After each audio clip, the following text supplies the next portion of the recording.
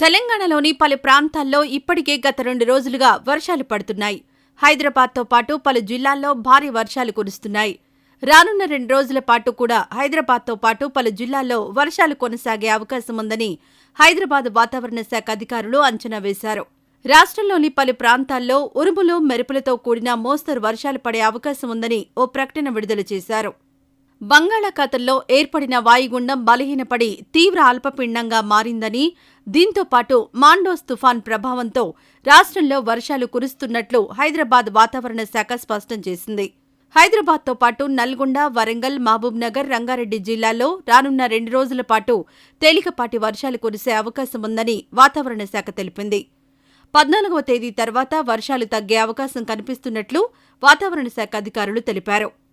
Mandous తుఫాన్, వాయుగుండం ప్రభావంతో హైదరాబాద్లో 2 రోజులుగా మోస్తరు వర్షం కురుస్తోంది.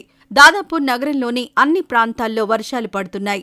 వర్షంతో రోడ్లపైకి నీళ్లు చేరడంతో ప్రజలు, వాహనదారులు ఇబ్బంది పడుతున్నారు. వర్షం, మంచు ప్రభావంతో హైదరాబాద్లో ముసురు వాతావరణం ఏర్పడింది. వర్షాల నేపథ్యంలో చలి పులి పంజా విసురుతోంది.